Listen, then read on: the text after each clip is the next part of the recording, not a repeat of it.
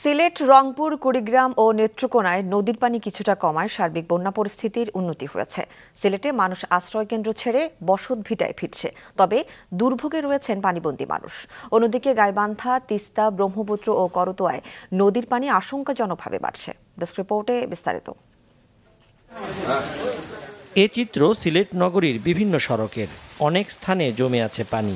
সিলেট ও সুনামগঞ্জে গত 2 দিন বৃষ্টি না হওয়ায় পানি অনেকটা কমেছে। পানি উন্নয়ন বোর্ড জানিয়েছে, সুরমা নদীর পানি সিলেট পয়েন্টে বিপদসীমার 6 সেন্টিমিটার নিচ দিয়ে প্রবাহিত হচ্ছে। তবে সুরমা ও কুশিয়ারার পানি বাকি 4 পয়েন্টে বিপদসীমার উপর দিয়ে বইছে। পানি কমায় সিলেটের কোনো কোনো আশ্রয় কেন্দ্র থেকে বসত ভিটায় ফিরেছে মানুষ।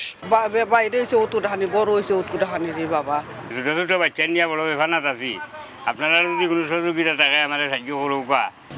সুনামগঞ্জে গত 16 জুন থেকে বন্যা দেখা দিয়েছে। বহু ঘরবাড়ি, সরকারি বেসরকারি প্রতিষ্ঠান, শিক্ষা প্রতিষ্ঠান ও রাস্তাঘাট প্লাবিত হয়েছে। ভেসে গেছে পুকুর ও খামারের মাছ। গত 6 দিন ধরে মানুষ দুর্ভোগে রয়েছেন। এখনও জেলা সদরের সঙ্গে তাহিরপুর, ছাতক ও দোয়ারাবাজার উপজেলায় সরাসরি যান চলাচল বন্ধ রয়েছে। বাড়িতেও যাইতে পারি না, বুঝলি, পানির লাগি। মানে বাড়িতেও তুই আইলাম, বুঝলি, এটার কোনো নিরাপত্তা নাই। নেত্রকোনায় বন্যা পরিস্থিতির কিছুটা উন্নতি হলেও কমেনি দুর্ভোগ।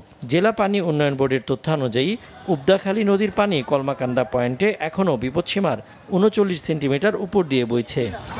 কলমাকান্দার 8টি ইউনিয়ন সহ বারহাট্টা ও নেত্রকোনা সদর এবং খালিয়াজুড়ি উপজেলার বেশ কয়েকটি ইউনিয়নের প্রায় 120টি গ্রামের নিচু এলাকা প্লাবিত হয়েছে।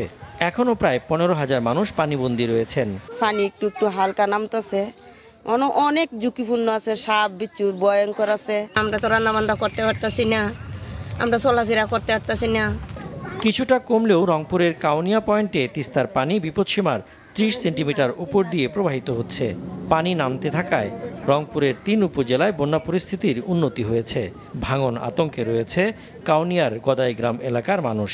নদী তো ভেঙে আসতেছে, পানি যেন বাতাস উঠে নদীর পানিটা ঢেউ উপরে উঠে, পুতুল পাতুল শুরু হয়ে যায়, তো অনেক তো ভেঙে ভেঙে পড়ে যায়। গদাই নামে যে একটা গ্রাম ছিল, এই গ্রামটার কোনো চিহ্ন থাকবে না যদি এখনই ব্যবস্থা না নেয়। এদিকে কুড়িগ্রামে নদ নদীর পানি কমছে। জেলার নিচু এলাকার প্রায় 10,000 মানুষ পানিবন্দী রয়েছে। অন্যদিকে গাইবান্ধায় তিস্তা নদীর পানি 37 সেন্টিমিটার বৃদ্ধি পেয়ে বিপদসীমার 15 সেন্টিমিটার উপর দিয়ে প্রবাহিত হচ্ছে। ব্রহ্মপুত্র, যমুনা ও করতোয়া নদীর পানি আশঙ্কাজনকভাবে বৃদ্ধি পেয়েছে। নতুন করে ভাঙন শুরু হয়েছে ডাকাতের চর, রাজার চর ও চর গুপ্তমণিতে। সজীব সাদিক, মাছরাঙা নিউজ ডেস্ক।